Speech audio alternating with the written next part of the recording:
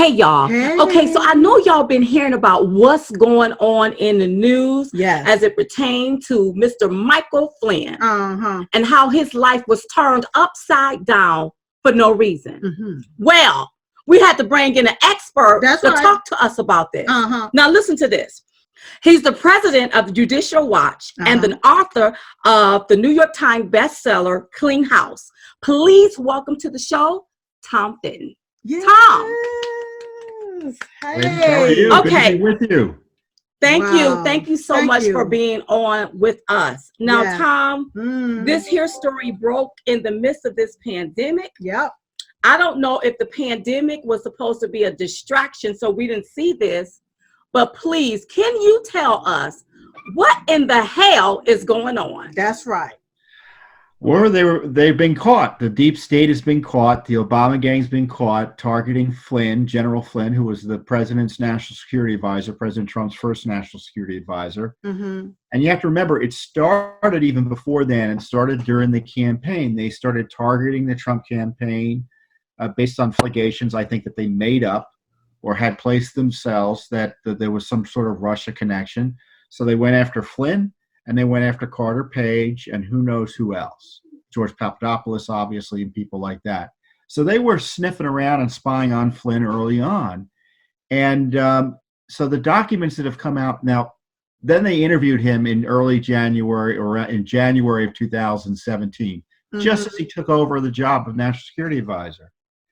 And it's pretty clear the FBI didn't think he lied about anything. It was about meetings or calls he had with the Russian ambassador, which also were leaked, by the way, which is a crime. Right. And but so nothing really happened. Nothing happened until Mueller came back around, and they decided to prosecute him for lying, even though they didn't think he lied to begin with. So okay, wait. Can we just go back for a moment? Okay, sure. Can we just go back for a moment? You just mentioned that he was already being investigated. Was this before President Trump became the president? Yes, that whole Spygate operation was targeting Trump and people around him, including General Flynn. That was in 2016. That's right. During the primaries. Yes, after the primaries, in most respects, President Trump was then he was the candidate, and he was going to be the nominee. So they knew that he was the candidate for the Republicans when they were spying on him, targeting Flynn specifically here. Whoa. Okay. All right. So I wonder what was the purpose on targeting Mike Flynn? What was the purpose of that? Yeah. Well, you read it in the text messages between Peter Strzok and Lisa Page. Insurance. They were targeting Trump, working with Hillary Clinton, because that was the dossier they were using, and the rumor and innuendo and smears they were using. And then Trump won, and they wanted to cause trouble for him. That was the insurance, and they kept on pushing on Flynn. And what's outrageous about the documents that have just been released to Flynn's new lawyers, Sidney Powell, who's a great lawyer who came in and is pushing back against this plea deal that Flynn had initially made. He's withdrawn his plea. And the Justice Department has fessed up that there were documents they should have given the defense team. They did not. And it's in these new documents just released in 2 batches this week that just blow the lid off the scandal. Wow. So that was back in 2016, 17, and here it is, 2020, and we're just getting this information. Now, I remember something, and the reason why I'm piggybacking around that time is because I want to move forward, but there's some things that happened around that time I want to make sure we touch on. I remember President Obama at the time mentioning something about Russia, interference or something like that. And I remember whenever we did a video, it was in December of 2016, talking about that, what was going on. It was like something did not make sense to us all the way back then. And then came 2017, whenever Donald Trump, it was the inauguration. We went through that process. I remember with the leak and everything. But then came along Jeff Sessions. Okay. So Jeff Sessions recused himself from the Russia deal. investigation, right? Because all of this happened around the same time with Mike Flynn. Yeah. So now it makes me ask you this question. Why did Jeff Sessions recuse himself if now we know that this was all really like a whole something that they put together? What made Jeff Sessions recuse himself from this? And not get down to the bottom of this because Mike Flynn's life is ruined. That's right. Well, that was a big mistake by Sessions. He had no obligation to recuse himself. The theory was that he had met with the Russian ambassador as a senator, so therefore he should have recused himself. The theory was that he worked for the Trump campaign, so he should have recused himself. But he was the attorney general. He had an obligation to do his job. Mm-hmm. And what they were trying to do was force him out successfully so they could push forward with this Russia smear operation. And, you know, you're right to raise President Obama's personal involvement. It's pretty clear after the election, it was all hands on deck at his direction to come up and concoct this smear against the incoming president that the Russians colluded with him. This is or that they wanted him to win. Mm-hmm. And you know, when it comes right down to it, who's responsible for all of this? Obama. Because it happened up under his administration. Sure. I mean, he spied on Trump. He got the dossier to justify spying on Trump. The day before, Comey went to President-elect Trump's office with the dossier. Remember that in January? Yes, in January. Right. The day before, he was in the Oval Office, Comey was, with Obama, Biden, Rice, the whole gang. Mm-hmm. And they were all talking about going to confront Trump. Obama knew he did it. And now we've got these new documents that have just come out saying there's an FBI official writing notes saying, you know, what is our goal with this meeting with Flynn, this ambush interview, I call it? Is it to get him to confess or admit wrongdoing? Mm-hmm. Or is it to get him to lie? Or is it to get him, or are we our goal to get him fired and prosecuted? Get him fired? That's not a legitimate reason to go and interview someone. That's what the FBI was doing. But get him fired and prosecuted for what? What did he do? The theory is that he talked to the Russians and violated this Logan Act, which is a law that has been rarely enforced, if at all. And it's absurd in this context. He was the incoming national security advisor talking on behalf of the incoming president of the United States. The idea that he's not allowed to talk to foreign leaders and representatives in prep for coming into town and coming into his job is absurd. And it was a pretext to go after him. It'd be like putting you in jail for jaywalking because you couldn't think of anything else to do simply because you didn't like their politics. So that's similar to the same thing that they was trying to do to Jeff Sessions, but Jeff Sessions fell for the okie doke and just recused himself. That's right. Had he not recused himself, they would have kept pushing this right here on Jeff Sessions as well. That's right. You know, and you raise a fair point. You know, if he, the fact that he recused himself, you have to wonder whether he would have been even withstood it, even if he were Attorney General at all. You know, I don't know. Sessions turned out to be a disaster in terms of the Russia investigation. That's for sure. So with them doing this here in January, is it a violation? Did any one of these individuals violate the Hatch Act by using their government official position and office to go after somebody politically?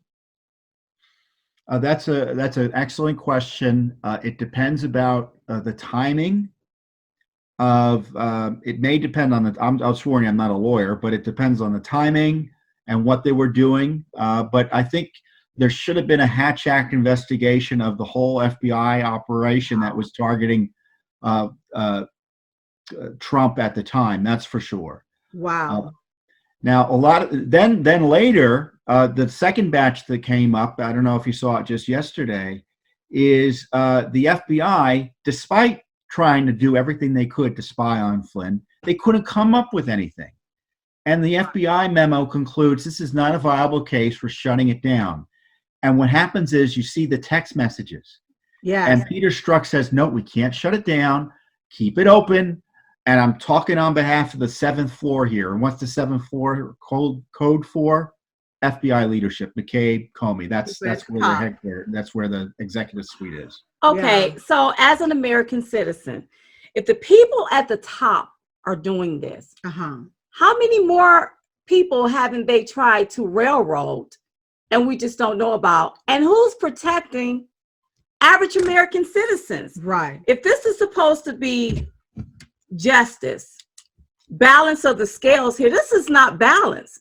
This is one-sided. And That's it's right. a let me get you on something. Who's protecting us? It's a great question, and I don't think we can have confidence in virtually any political investigation by the Justice Department or FBI. I mean, you had the IG just a few weeks ago announce he went and looked at 29 cases randomly of FISA warrants and found they were insufficient and seemingly fraudulent. So you have to wonder, are they doing anything honestly here? And when it comes to political investigations or prosecutions, I don't care, Democrat or Republican, I don't think you can trust them anymore. You can't trust them one way or another. So, Mr. Fitton, with Comey going to the president and talking to him back in January of 2017, and with him knowingly knowing that this was all just some made up BS, right? Pretty much, right. Didn't he break some laws with doing that? Mm-hmm. You know, I think he may have. I think going in and interviewing a witness without reading him his rights is what he was doing. He wasn't going to warn the president as part of his duties as FBI director to brief the president. He admitted to the IG that I went in there because I wanted to see what his reaction would be. Mm-hmm. And I was going to, and then what he did is, and I want you to read that first IG report that he was referred to the Justice Department for prosecution for leaking all those memos he wrote supposedly about President Trump. So after that meeting, you know what he did? He ran downstairs to his car, started typing out the memo, ran back to his office there in New York, because it was in the Trump Tower at the time, and he briefed the Crossfire Hurricane team. It was a spy operation. Wow. And who did he get permission to do this from the day before? Who was informed and briefed about it the day before? Barack Obama, Joe Biden. Wait a minute. So, they all knew. Okay, so. And I'm not trying to throw any president under the bus here. So you mean to tell me that the 44th president knew about this? My question is, did he orchestrate this with everybody else? Mm-hmm. Well, he's ultimately responsible, and that's the area that needs to be further explored. The text messages say between Strzok and Page, I forget the exact language, the White House wants to know everything about this, and that was the Russia investigation. They were briefing the White House about the spy operation, and you have Comey testifying to the IG about his interactions with President Obama about the dossier. Of course they knew. And of course, as you pointed out, Obama in December and later after the election got all the agencies together to scheme to blame, to accuse Trump of being in bed with Putin. Yes. And then President Obama did one more thing right before Donald Trump was inaugurated. He relaxed the surveillance laws. He relaxes where different people can be able to, spy on other people. He relaxed those rules, did he not?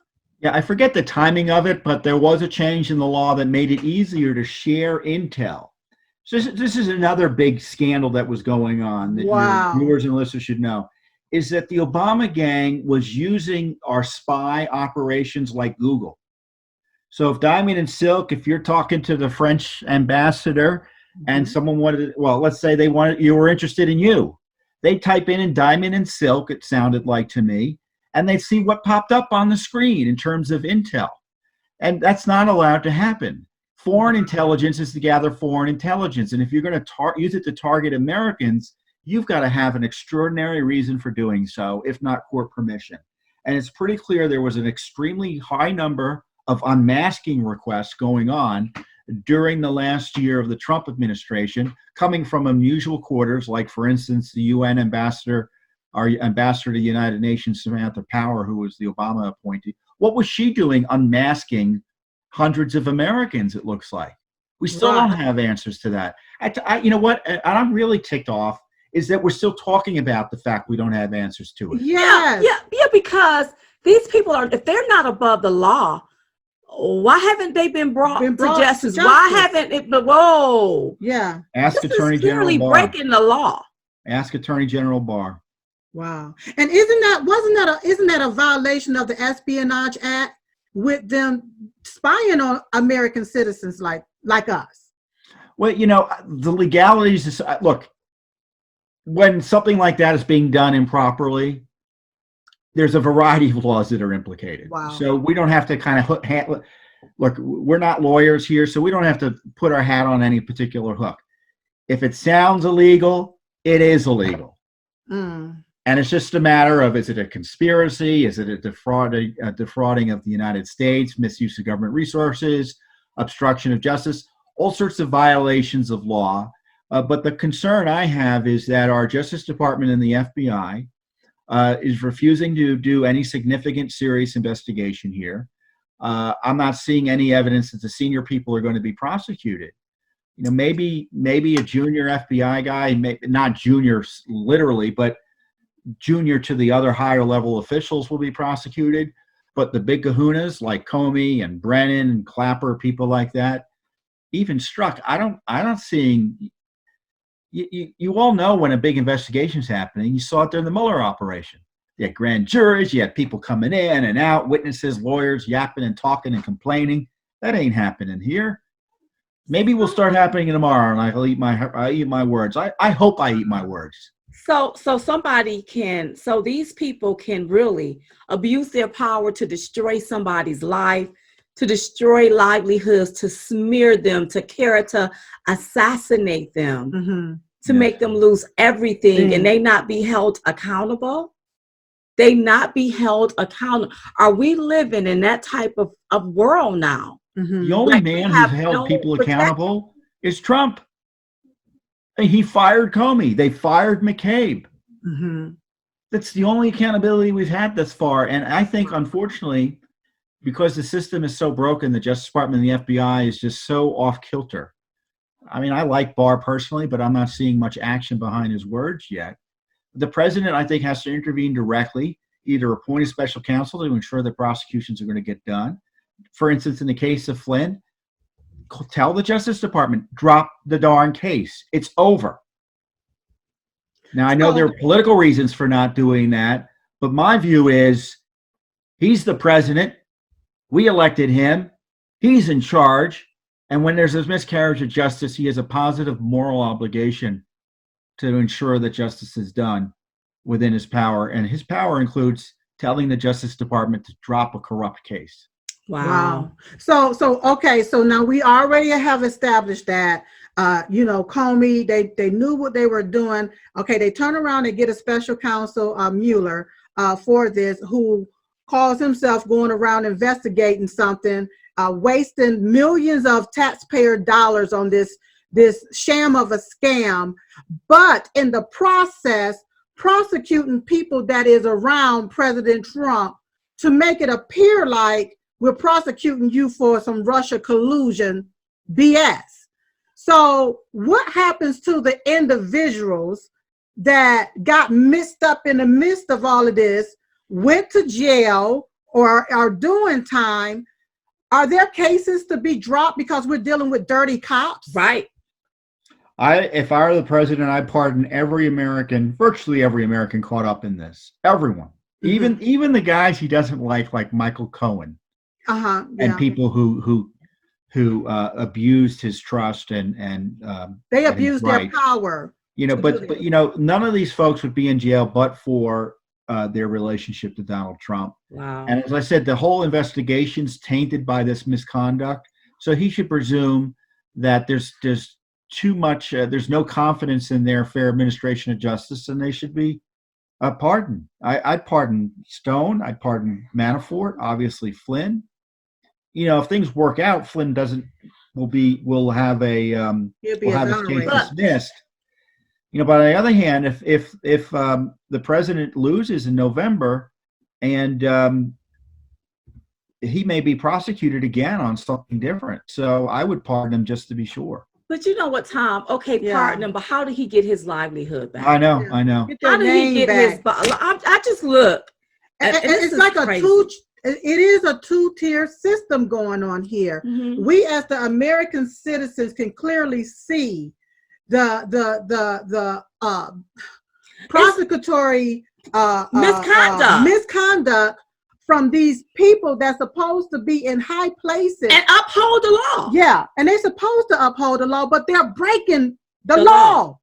And we see this. You're too young to remember this, but during the Reagan administration, there was, I think, a labor secretary, whose name I don't recall. He was prosecuted on something sham-like, and he got exonerated. And he came out of the courthouse and he said, "Where do I go to get my reputation back?"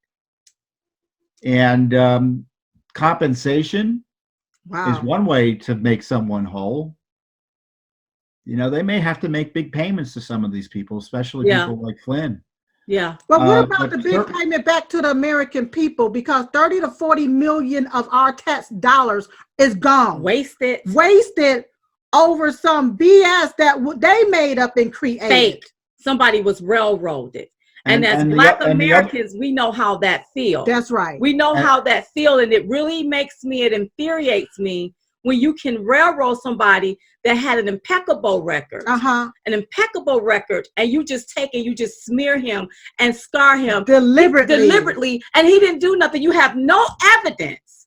And there's a malicious attack against the president and against the American people that voted for the president. And that should be unfair. How do we stop that? That's right. How do we protect ourselves, even as Americans, even when we're all President Trump supporters?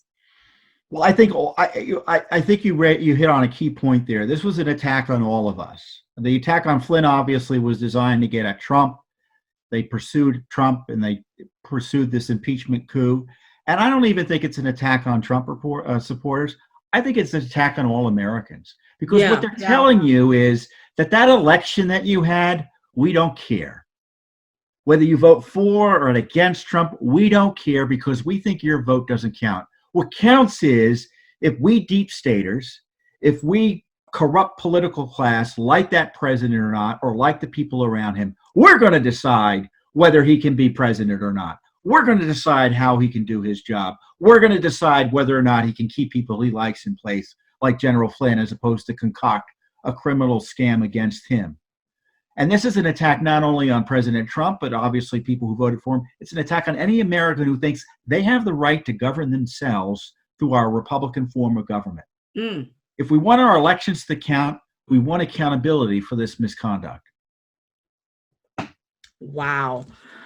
I remember back in the day, you know, with us, we used to be lifelong Democrats. And one thing I remember hearing people saying, I don't vote because, you know, it's rigged anyway. You know, they're going to put in who they want to put in, you know, and I would listen to people whenever, you know, they would say that.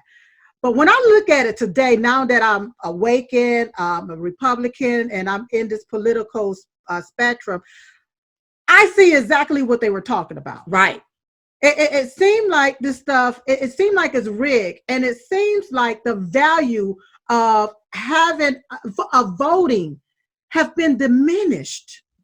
Anytime they can implement rules for ballot harvesting, keep dead people on the roster, and not cause people that may have voted, you know, like let's say, for example, they have a felony and they're no longer on probation, or they're on probation and they vote in the primaries. You want to prosecute those individuals, but you allow illegal aliens to vote in our process. What are we going to do as Americans to take back our country, to keep these individuals from taking this away from us? Well, you know, in my view, it's two sides of the same coin. You had the people trying to overthrow the president, and now they're trying to undermine our election system as well. And the left has largely been doing this. And it's interesting you raised the point you do about your friend who just says, well, you know, I don't vote because It seems like the system's rigged. That's especially true in major urban areas where there's a lot of fraud, or one-party rule, and people feel like their votes don't count. And the best way to ensure people's votes count and people feel like their votes count is to increase the integrity and security of the elections. Make sure dead people are off the rolls. Make sure there's voter ID. Right. Lord forbid, why don't we ask people to confirm that they're citizens before they register to vote? Good idea. That's right. We're suing in North Carolina. We have a major lawsuit in your backyard to try to clean up the rolls there. North Carolina, we looked at the numbers. There's almost 1 million extra names on the rolls. Yeah. These are people who have died or moved away likely. They're still sitting on the rolls. And if the left hands their way, all of them will get ballots. Wow. And then, like you said, even down to voter ID. You know, what's wrong with having an ID to vote when you have to have an ID just to buy alcohol? You have to have an ID to get on Wayfair. You have to have an ID just to fly, to get on an airplane. So what's wrong with having an ID to vote? And how do you all plan to stop this vote by mail ballot harvesting stuff? Yeah. Is there anything in the plan, anything there to stop this? Well, we're watching what's going on. It's going to be a state-by-state battle. They obviously tried to push it nationally through the first stimulus bill. Nancy Pelosi tried to do it nationally. So the left is going state by state, trying to undermine ballot security by allowing, anything goes with vote by mail. The best way to vote, the most secure way and safest way to vote is to go to a polling place and vote in person. And once you start voting at home, you don't know who's voting. And even if you're doing honestly, you can't even be sure your vote's going to get to the polling place. Wow. And of course, they'll help you by having people going around collecting ballots. How's that going to work? That will lead to even more voter fraud inside. Yeah. So look, absentee ballots are already available if you truly are sick and you can't vote or there's some emergency reason for not voting in person. In the military. And the military, obviously, it's a whole different ball of wax. There's a whole law that allows military deployed overseas to vote or elsewhere to vote. Most states, I think 33 states, you don't need a reason to vote by mail. All you got to do is request the ballot. What's the problem? The problem is there are a few states that actually have security. They say, what's your reason for not voting in person? It's got to be a legitimate reason. And B, if you're going to send in your ballot, you got to have a witness or you need to have an ID. We need to know that this ballot's coming from you. Right. And the left wants to overturn all of that. Wow. So what are your thoughts on the Democratic nominee, Joe Biden? Well, Judicial Watch is nonpartisan, so I'm not going to tell anyone to vote for or against Mr. Biden. But there are serious corruption issues with Mr. Biden that deserve investigation. We did have an impeachment about a minute and a half ago. You remember that? And it was about the president being concerned about Biden corruption in Ukraine, where he admitted to shutting down a prosecutor that coincidentally was investigating his son's company in Burisma that was giving his son, who had no business doing anything for a Ukrainian gas company, walking around money, it looks like $80,000 a month or so, some crazy amount of money. And then he's got a China deal through his son as well. That needs to be investigated. Is that the $1.5 billion? That's right. So China made available a major business opportunity for Hunter Biden. I think it's like one of the first types of opportunities made available for a Western firm. Oh, and it just is because Hunter Biden is the greatest financial genius of all time? Of course not. It's called taking care of the official's government's son. I mean, that's the way many countries do it. And Biden was more than happy to go along, it looks like. So all that needs to be investigated. We've got the lawsuits and asking questions about it. We haven't forgotten about Joe Biden's scandals. And now he's got this other scandal with this, Lord help me, I forget her name, Miss Reed, who alleges that he committed sexual assault. I don't know how that's going to turn out, but he certainly is not interested in providing records that ought to be publicly available, either Senate records or his records at the University of Delaware. So we're very interested in that. I don't know what the facts are. She seems to have a story that's been confirmed or backed up with contemporaneous. She contemporaneously told other people about it, which makes it more credible. And Mr. Biden's answers and his other conduct make it seem like it could have happened.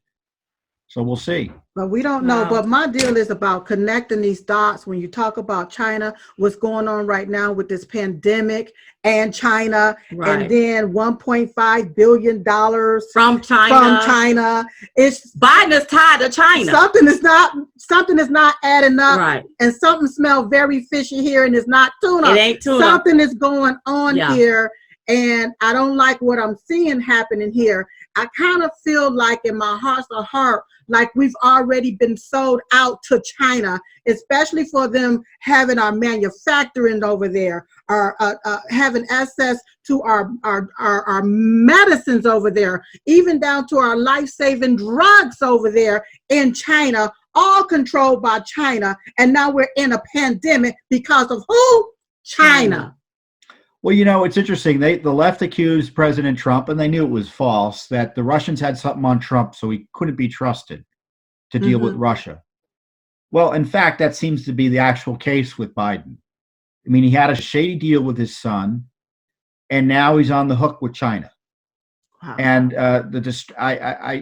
people are going to be talking about this poor woman who says she was sexually assaulted, but these major scandals with China and Ukraine, that needs to be ferreted out. That's right. Where's Hunter Biden? I still want to know where's Hunter. Where's Hunter? Yes. We're now seeing about this woman. What happened to Hunter? Exactly. Okay, well, Tom, thank you for an earful. Listen, you got me going. Well, the deal is, I don't know where to go from here as an American citizen. Right. Support Judicial Watch. Well, yeah, go to. But do we need to be afraid, Tom? We have nobody protecting us. Especially after they tried to entrap the president of the United States, after they damn near entrapped Michael Flynn. Right. I mean, this is like, I think that the American people are so weighed down and tired of it. Yeah. And we want justice when it comes to this. We're ready for justice. Even down to Christopher Steele and the dossier and how it was paid for by Hillary Clinton and her camp and her emails. Listen, when will justice prevail? Well, we're doing our best to get justice. And, sometimes it's rough justice. We got the Clinton emails out and Hillary hid it, and we broke it open at a time that was terribly inconvenient for her when she was running for president. Her scandal, her cover-up was exposed by Judicial Watch. And the consequence of that is she lost the election. We didn't do it to make her lose the election, but that was the consequence. So when you've got this independent group like Judicial Watch doing investigations, sometimes there's rough justice. There was no grand jury who indicted Hillary Clinton literally, but, maybe the voters in November 2016, they sure indicted her, didn't they? Yeah. Yes, we did give our verdict. Yeah, we gave our verdict. We surely did. We surely did. But we want you to continue to do what you're doing. Right. We need more individuals just like you that's not afraid to go toe-to-toe against this status quo and bring us the truth about what's going on. Because you have a lot of people out there, they're shooting this theory and that theory and calling everybody else a conspiracy theorist. But the deal is, it's time for us to know the truth. Right. There's something called the silent majority that's been out there asleep at the wheel of everything that's going on, and a lot of people are waking up.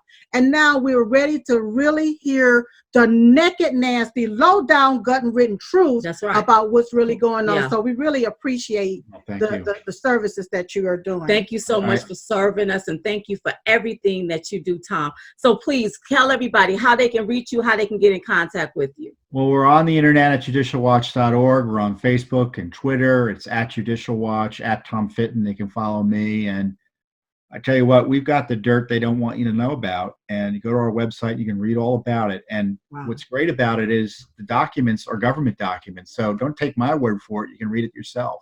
That's right. And a lot of this information, you all, is going to be exclusively, you can see it there on Chatted. chatdit.com. That's chatted.com. You can see a lot of this information that we are speaking to Mr. Fitton about.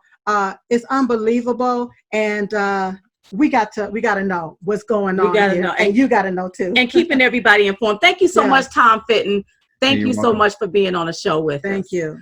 So there you are. There you have it, you all. Yeah. And again, go to chatdit, chatdit.com, so that you can see the exclusive interview about what's going on. And this is the way we keep you all informed. Listen, back in 2015, we told you, you have your own mind. Think for yourself. That's right.